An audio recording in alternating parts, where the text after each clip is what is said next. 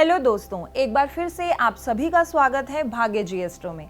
जैसे कि आपको पता है कि हम वास्तु के अनुसार देवताओं पर बात कर रहे हैं और आज हम उसके अगले देवता के बारे में बात करने वाले हैं और इसी पे जानकारी देने के लिए हमारे साथ फिर से जुड़ चुके हैं अमित जी। तो आइए मिलते हैं अमित जी से। नमस्कार अमित जी। नमस्कार रुचि जी, नमस्कार दर्शकों, राधे राधे। तो अमित जी, आज आप हमें कौन से देवता के बारे में बताने वाले हैं?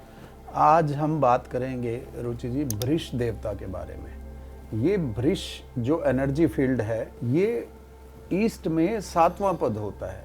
इस एनर्जी फील्ड के ऊपर रुचि जी अगर हमारा मुख्य द्वार आ जाए तो ये उस घर वालों के लिए अच्छा नहीं होता।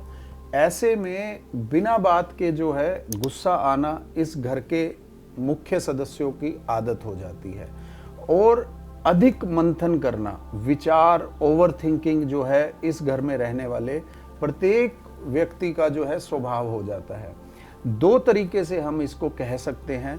दर्शकों को मैं बताना चाहूँगा, मैं सोचता हूँ कुछ कर ही जाऊँगा, मैं सोचता हूँ कुछ कर ही जाऊँगा, फिर सोचता हूँ करके क्या पाऊँगा।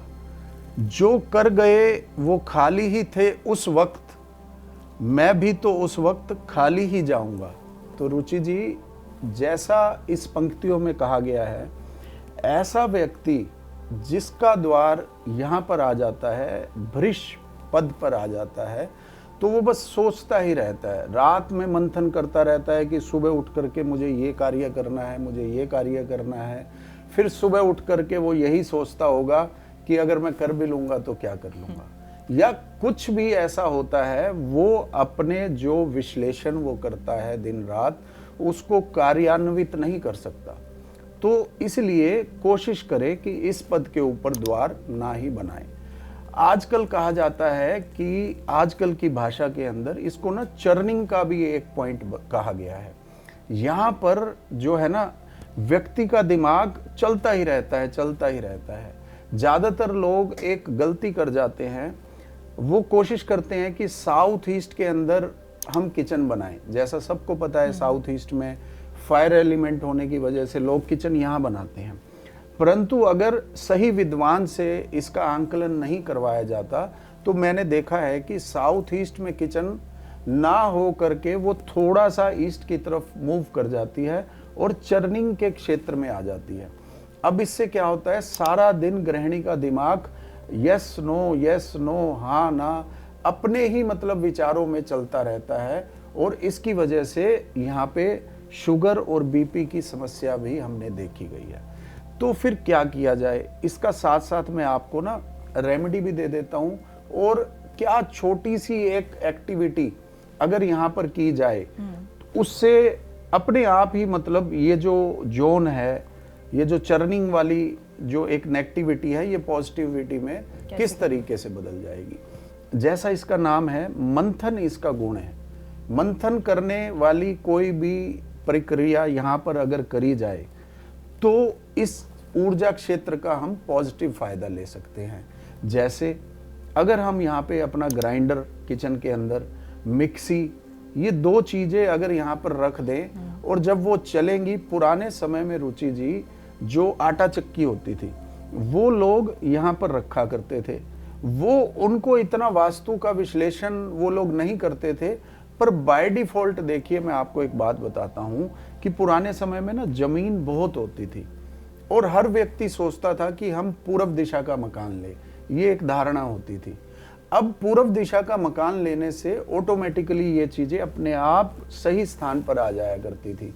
अब वो लोग क्या करते थे कि सुबह जब सूर्य निकले तो वहां पे ना अनाज ऐसी जगह पे रखा जाए जहां पे सूर्य की पहली किरण आए। अब वो स्थान यही ईस्ट का हो जाता था, नॉर्थ ईस्ट में हमारा जैसे सूर्य निकलता है। उसके बाद अनाज जहां रखा है वहीं पर चक्की रखी जाती थी।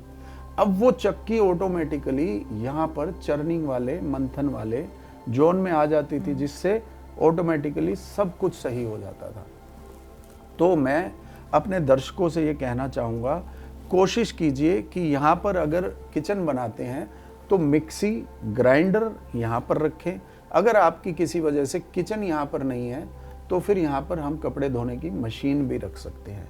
इससे क्या होगा, यहाँ पर अगर देखो ये जोन अगर बैलेंस नहीं होती तो इस घर के सदस्य या तो बिल्कुल भी विचार नहीं करते, बिना सोचे समझे जो है बड़े बड़े जो है फैसले ले लेते हैं, जिसकी वजह से उनको नुकसान उठाना पड़ता है।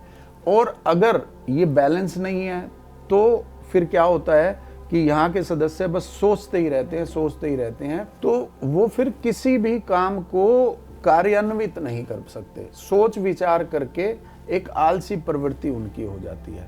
तो यहाँ पर ये दो चीजें अगर हम रखें, किचन है तो ग्राइंडर और मिक्सी।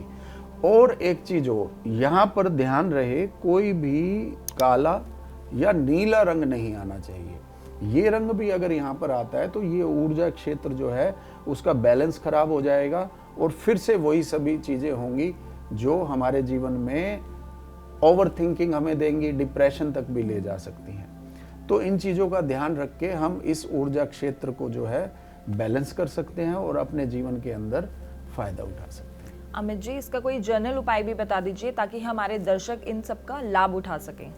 हाँ दर्शकों, इसके लिए आप क्या करें, यहीं पर ईस्ट साउथ ईस्ट में इस स्थान पर आप एक मंथन की जो है एक पिक्चर लगा सकते हैं, तस्वीर लगा सकते हैं। और कामधेनु गाय को भी हम यहाँ पर ला करके किसी स्टैंड पे या टेबल पर हम रख सकते हैं। रुचि जी, यहाँ पे एक बात ध्यान रखनी होगी, अगर मंथन की कोई पिक्चर हम यहाँ लगाते हैं तो उसी के साथ ही हमें नॉर्थ ईस्ट में या अपने घर के मंदिर में शिव परिवार लगाना जरूरी हो जाएगा। क्यों? क्योंकि मंथन में सबसे पहले जो है हलाहल विष निकला था।